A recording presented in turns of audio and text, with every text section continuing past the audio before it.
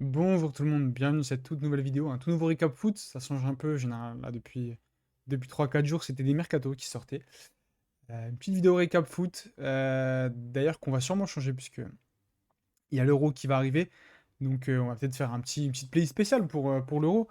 Je sais pas, récap Euro, quelque chose comme ça. Donc voilà, mais en attendant, on parle un petit peu des listes qui sortent là. Il y a la liste de l'Espagne qui est sortie, et forcément j'étais obligé de la commenter, vous savez.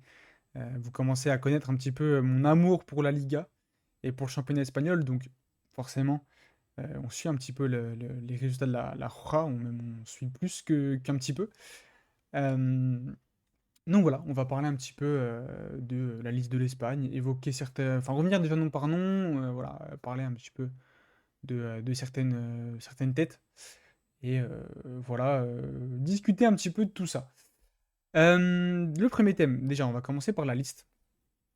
J'espère que c'est écrit assez grand, sinon, écoutez, je vais vous la lire. Au but, du coup, déjà, ça a noté qu'il y a 29 joueurs qui sont pris, donc il y aura forcément 3 joueurs qui devront être écartés par la suite. Mais voilà, pour l'instant, on est sur 9 joueurs. Unai Simon dans les buts, forcément, c'est logique. David Raya et Alex Remiro, bon, ça, il n'y a pas grande matière à débat au niveau gardien, c'est sûrement les 3 meilleurs gardiens espagnols, et en plus qui sont tous les 3 assez en forme en ce moment. Peut-être plus Raya et Remiro que Simon d'ailleurs. Est-ce que ça sera encore Unai titulaire? Je sais pas. On verra un petit peu. On verra un petit peu les choix de La Fuente. En défense, on a Carvaral du coup pour le poste de latéral droit. Bon, il va t'amener l'expérience des grandes compétitions, etc. J'ai un peu peur niveau physique, mais bon. On verra bien. T'as Jesus Navas, du coup, pour ce qui s'apparente à ses dernières compétitions internationales. Bon, pareil, il a de l'expérience, etc. Il connaît, il sait. Maintenant, ouais, pareil, niveau physique, j'ai une petite retenue déjà. Donc voilà, après, c'est vrai qu'au poste de latéral droit, il n'y a pas non plus 150 000 choix, là, quand je regarde comme ça, à bien y réfléchir. Des mecs qui sont aussi un petit peu habitués de la sélection, parce que pour jouer un euro, tu prends pas le premier tocard du coin qui s'est tapé dans un ballon, hein. Donc, euh, donc il y a ce côté-là aussi à regarder. Pour la défense centrale, du coup, on a Laporte, le Normand, Nacho, Dani Vivian et Pau Cubarsí. Donc pour Vivian et Cubarsí, je crois que c'est les premières sélections. Euh, donc Laporte, le Normand, bon, c'est plutôt pareil, plutôt logique en vrai. Il n'y a pas grand débat. Deux joueurs qui t'apportent une certaine sérénité, qui balle au pied sont assez intéressants. Et voilà, connaissent aussi un petit peu ce côté sélection nationale. Enfin, commencent à connaître plutôt. Nacho, bah, l'expérience, hein, voilà, forcément. Un peu plus limité, je pense, que les deux autres. Mais qui, dans le côté mental, le côté abnégation, peut apporter quelque chose. C'est un capitaine dans l'âme, je pense. Donc voilà, il n'y a pas grand débat. Danny Vian et Pau Cubarsí, là, ça peut-être. Bon, déjà, moi, je suis pas très fan de prendre quelqu'un pour la première fois à l'Euro, sauf si vraiment tu sais qu'il va pas avoir un rôle majeur à jouer. Type par exemple Euro en équipe de France, par exemple. Euh, Maintenant, voilà, pour Pau Cubarsí, euh, je l'aurais peut-être plus laissé faire les compétitions jeunes. Voilà, il a 17 ans. Oui, il a les qualités pour. Oui, balle au pied, c'est exceptionnel, ou pas pour son âge plutôt, mais c'est exceptionnel. Oui, dans le duel, il est intéressant. Oui, oui, oui, pas de souci. Mais laissez grandir les petits. Il faut leur laisser apprendre euh, tout le côté mental, tout ce côté-là. Maintenant, c'est aussi, vous allez me dire, c'est aussi une façon d'apprendre, de vivre la compétition avec le groupe pro. Maintenant, il est encore très jeune. Euh, il est déjà titulaire avec le Barça, ok. Mais j'ai un. En fait, je suis en train de dire un petit peu tout et son contraire parce que je dis que c'est assez intéressant de le voir sur une compétition européenne et qui découvre ça. Maintenant, il y a peut-être l'occasion de jouer l'Euro U17, il y a peut-être tout ça. Enfin, l'Euro U17. Mais je sais pas. Je sais pas. Je. Ouais. Danny Vian, c'est encore assez jeune. Tu vois, ça, c'est peut-être un peu plus adapté. Tu sais que voilà, il va pas un grand rôle à jouer. Je pense que ce sera Laporte, le Normand, et tu auras Nacho derrière. Danny Vian, voilà, tu sais que il n'y aura pas un rôle énorme à jouer. Donc, allez, tu vois, tu le fais découvrir et après l'Euro, tu le reprends régulièrement. Voilà. Koubarsi a encore un besoin de se développer, donc ouais, je sais pas. Après, vous allez me dire qu'il a les qualités pour, donc pourquoi pas. Et en soi, ouais, en fait, c'est assez, enfin, quelque chose qui entraîne des divergences, en fait, je pense. Tu obligé d'avoir un avis, enfin, on peut pas tous avoir le même avis là-dessus et c'est intéressant, je trouve. Donc, n'hésitez pas en commentaire si vous êtes d'accord ou pas d'accord avec moi. C'est cool de pouvoir en débattre. Et pour le poste de latéral gauche, du coup, Grimaldo, Cucurella. Bon. Cucurella, j'ai un petit peu de mal. Je le trouve pas exceptionnel en sélection. Et même en club d'ailleurs, c'est pas. Je dis pas, il a des qualités, il n'y a pas de problème, hein. Mais je sais pas, il y avait peut-être mieux à prendre au poste de latéral gauche. Donc, enfin, plus intéressant du moins. Peut-être plus complet aussi. Je sais pas, Miguel Gutiérrez, même si bon, ça aurait été du coup dans ses premières sélections, mais je sais pas, tu dis que tu mets Grimaldo titulaire et que Miguel Gutiérrez, qui est un peu plus complet à mon sens, pourquoi pas. D'ailleurs, c'est la même réflexion pour le poste de latéral droit, hein. Prendre qu'un des deux briscards à deux, prendre qu'un des deux briscards sur les deux, pardon, genre Carvaral, et prendre, je sais pas, je sais pas, Arnaud Martinez ou je sais pas, Eric Garcia peut-être, pour un peu plus de polyvalence, on va dire. Tu vois, capacité à être un peu plus flexible tactiquement. Pour les milieux de terrain, du coup, Rodrigo Zubimendi, bah, il n'y a pas de débat, c'est des deux joueurs qui se relayeront pour jouer au poste de 6, des catalyseurs, des mecs qui contrôlent le jeu, enfin voilà, qui contrôlent le milieu de terrain, qui savent contrôler le milieu de terrain eux tout seuls. C'est très complet, c'est intéressant, balle au pied, c'est extrêmement intelligent. Donc il n'y a pas vraiment de débat, je pense, sur les deux là. Fabien Ruiz, bon, moi je vois beaucoup de négatifs par rapport à sa saison au PSG. J'entends, maintenant je pense que c'est un joueur intéressant et qui dans ce contexte tactique de l'Espagne peut apporter. Donc voilà. Mikel Merino, bah, j'espère qu'il sera titulaire parce que c'est le profil type du milieu de terrain complet, il sait tout faire. Il gagne des duels, balle au pied c'est intéressant, il se projette, c'est juste trop fort en fait. Je le trouve extrêmement sous-coté d'ailleurs.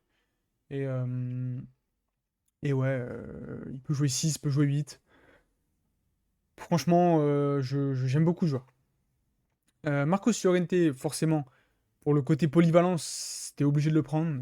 Tu peux le faire jouer au milieu de terrain, tu peux le faire jouer un peu au-dessus, tu peux le faire jouer un peu en dessous, tu peux le faire jouer à droite si t'as un besoin de combler un déficit sur le côté droit. Enfin, ouais, il est juste très complet, donc t'es obligé de le prendre rien que pour ça, je pense. Puis de toute façon, même il a des qualités autres, on les connaît. Je pense que peu importe qui regarde un petit peu la Ligue des Champions ou la Liga, voilà, sait un petit peu, connaît Marcos Llorente et ses qualités. Voilà, toujours dans l'abnégation, dans l'effort, dans voilà. Quand tu as des milieux de terrain qui courent pas énormément, comme Fabien Ruiz par exemple, c'est forcément intéressant. Pedri, bah voilà, le magicien, capable de débloquer un match sur une passe, sur un dribble. Voilà, obligé de le prendre. Alex Garcia, grosse saison à Gérone et voilà, c'est une surprise sans être vraiment une surprise parce que c'est ses premières sélections, mais voilà, il est au début de son aventure avec l'Espagne, mais il a déjà énormément de qualité. Il montre énormément de qualité à Gérone, donc voilà, pareil, capable de débloquer la situation sur une passe. Il gratte quelques ballons en plus, donc non, moi j'aime beaucoup et franchement, c'est super intéressant. Alex Baina, peut-être pour le rôle un petit peu plus offensif, voilà, pourquoi pas si tu veux passer avec un 10 par exemple. Même si tu as un 10 là que je vois directement dans les attaquants, mais voilà. Donc Baena, pourquoi pas, ça t'apporte une flexibilité encore. Et techniquement, c'est super intéressant. Il voit le jeu avant les autres, donc voilà. Fermin Lopez, à voir comment il sera physiquement, parce que j'ai lu quelques trucs comme quoi physiquement, ça va être un peu limite, donc on verra bien.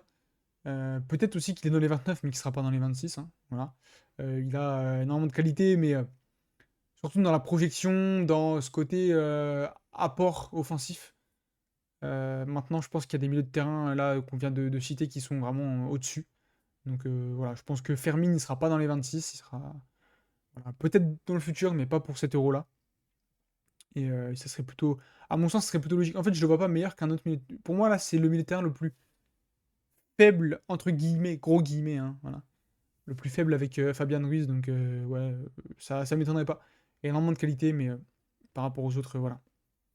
Et donc devant Morata, Rossellou, pour ce poste de neuf, t'es obligé, hein, énormément de qualité, de présence devant les buts, c'est super intéressant, donc c'est logique. Oyarzabal, Daniel Mo. Daniel Mo, je le vois plus comme un faux neuf, numéro 10, mais bon, il peut t'apporter un truc aussi sur le côté. Euh, voilà, vraiment rentrer dans l'axe. Tu vois, par exemple, t'imagines un Grimaldo, même si Grimaldo, il sait jouer sur l'intérieur, tu t'imagines peut-être sur le côté d'un Grimaldo qui va aller déborder. Pourquoi pas? Ferran Torres qui lui va jouer un petit peu ce rôle de peut tout jouer, quoi. Comme d'habitude, le joueur complet, même si c'est pas le meilleur offensif de l'Espagne, il a ce côté intéressant et ce côté où il va jamais rien lâcher en fait. Donc encore une fois, pour jouer un euro, tu as besoin de joueurs voilà, qui ont un gros mental. Donc voilà, même si la saison de Ferran Torres c'est vraiment pas exceptionnel, bon, ça s'entend, même si tu aurais peut-être pu appeler, je sais pas, un mec comme Asensio par exemple. Mais voilà, ça s'entend. Le choix s'entend tactiquement, du moins. Williams Junior, forcément, le dynamiteur, il va t'apporter une capacité de percussion sur le côté, te débloquer des situations par le dribble, par la course, forcément. C'est un petit peu le seul joueur avec peut-être Oyarzabal, mais encore, non. Avec Yamal, par exemple, oui, ça par contre, oui. Les deux seuls joueurs qui peuvent vraiment t'apporter de la percussion et te débloquer le match sur un dribble, un truc. Et ça manque à l'Espagne.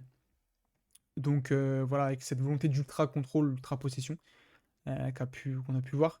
Yamal et Williams, forcément, ça va être forcément parmi les facteurs X de cette sélection.